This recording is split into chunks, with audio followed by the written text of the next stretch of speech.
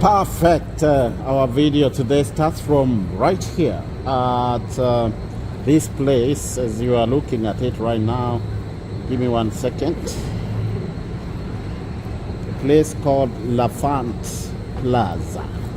L'Enfant Plaza, right in downtown Washington, D.C. And we'll be moving in a second.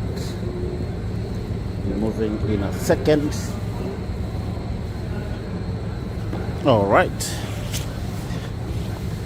So we start from L'Enfant Plaza. Right there, you see there. And we're gonna do a video one day of those trucks and tell you how they dispense food items here for people that are traveling. So this is it. This is a transit point, L'Enfant Plaza, right here in downtown Washington, D.C. We are right now going down an escalator. As you can see, those other guys are going up. There are all kinds of advertisements here. Of course, because very many people pass through here. So this is a very typical kind of a station, metro, they call them metro stations. Typical metro station here in Washington, D.C. Sorry about the movement of the camera because we are walking. It's a bit shaky. That's where this is where we pay for our fare. You put your card in there and add money, and there you go. See?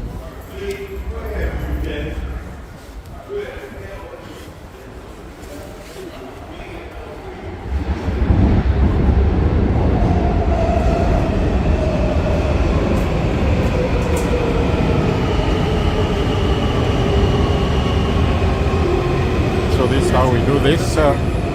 Just tap,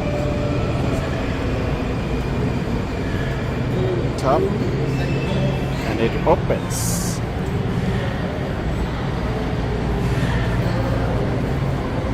So we're going down. I see the train is here, trying to rush. I'm not sure if I will make it. Okay, so come with us. Yep, we're gonna make it. We're gonna make it.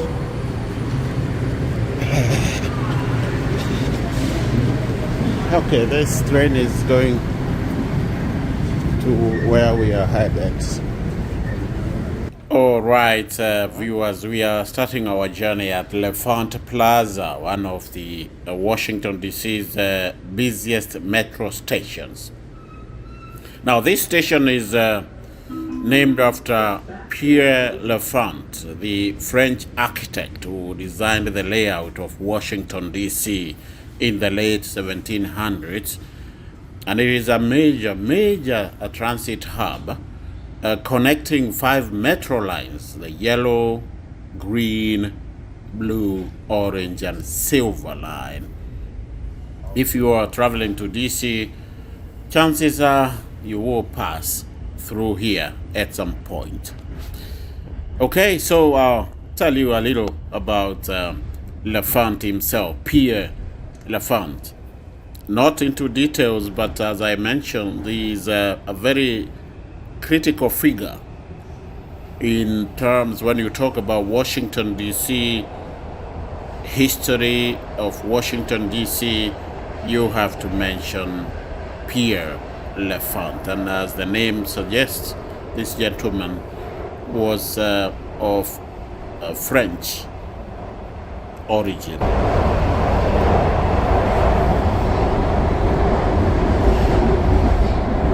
One of the unique things about L'Enfant Plaza is the design. It was built in the classic brutalist style, featuring large concrete vaults and dim lighting.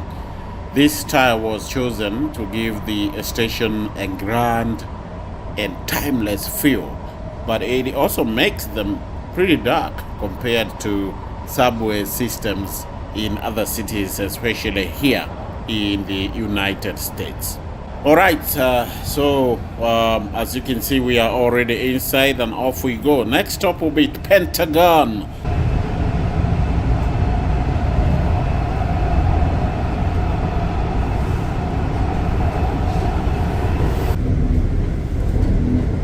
The plane is about to land. It's Reagan National Airport, which is right there. Now, here is one of the most exciting parts of this ride. We are crossing the Potomac River via Charles R. Fenwick Bridge, and this is one of the only places where metro goes above ground in Washington, D.C. And the view, I'm telling you, is fantastic. And one of the largest office buildings in the world. The Pentagon itself is over 17 miles of corridors. Imagine trying to find your way around there. But we may not be able to see the Pentagon today, but it's very close, and that's why we are talking about it. Now, while most of the station is really underground for security reasons, it has a direct bus connection to the Pentagon Transit Center, where you can catch buses for whatever you want to be doing, and especially if you want to go to various ports of Virginia and Washington, D.C. All right, we just got at the Pentagon City, a very popular stop for shoppers and commuters. And just above this station is the fashion center at Pentagon City, a major shopping mall with very many different stuff that you can actually buy, and everything from high-end fashion to food courts. So this is a place worth visiting, especially for you guys out there who are travelers or wannabe travelers. Next up is Crystal City, home to Amazon headquarters and a growing tech and business scene. What is interesting about this area is the extensive underground shopping and the dining network, perfect for avoiding very cold winters or hot summers while getting around. Crystal City is also transforming very rapidly, I must say, with the new residential buildings, parks, and as well as office spaces. It is definitely an area to watch in the coming years. All right, remember that you are watching our video here in our channel. Please subscribe, like, and hit that notification bell so that you don't miss out on the very good stuff that we have on this channel. As we leave Crystal City, you might notice that the ride gets a little smoother. This part of the yellow line was built later than the original metro system, so the tracks here are in better shape. That is why you might feel it. I'm not sure if you can feel it because you're not riding with us, but it's something. Maybe you don't feel or you don't hear a lot of kukuru kakara as you were hearing before, or even the shaking of the camera might have changed. Now, coming up, Reagan National Airport.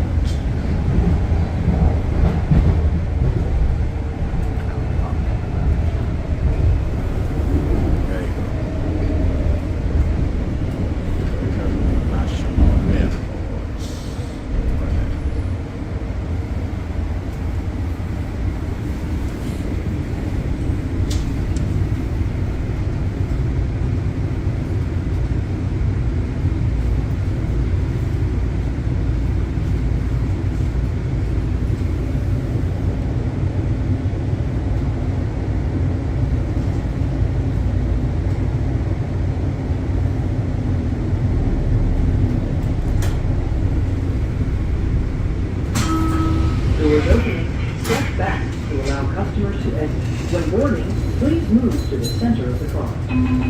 Step back to allow the doors to close.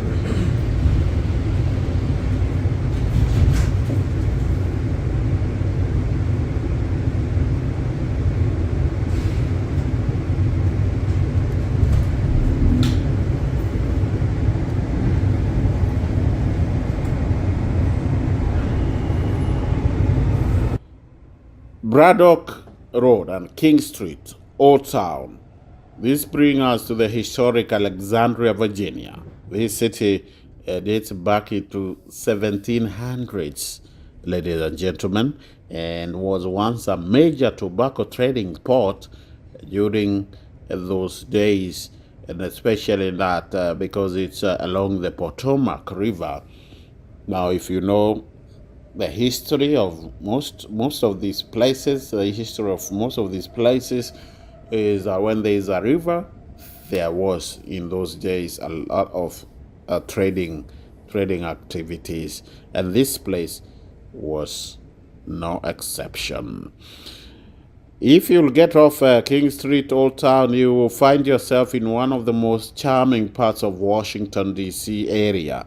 Old Town Alexandria is filled with cobblestone streets, colonial-era buildings, and waterfront restaurants.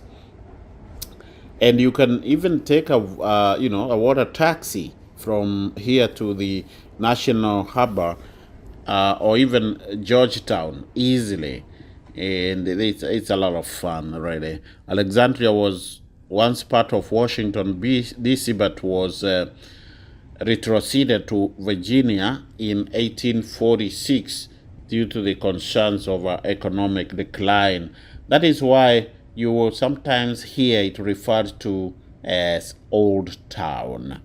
And besides that, it's across the river. Most of DC now is actually on the other side of the river. I hope you understand what we are talking about. We are at Ensenada Avenue Station. This is named after the nearby Ensenada Avenue corridor, which houses government offices, residential buildings, as well as entertainment spots, like the AMC, Hoffman Center, movie theater, and others. Now, you obviously know about Eisenhower was a president of the United States. Now you can go Google. We are not talking about him today, so that was just a by the way. This station also provides easy access to the National Science Foundation headquarters and is a short walk from the Alexandria Federal Courthouse. And now we are heading to our final destination, Huntington. Right, we are here, Huntington, the last stop on the Yellow Line. And unlike most metro stations, this one has open air, elevated platform, offering very, very great views of the surrounding areas. Huntington is a major residential area, and it's also known for its proximity to the Huntington Park hiking trails. If you're looking for a bit of nature after your ride, this would be a great place to explore.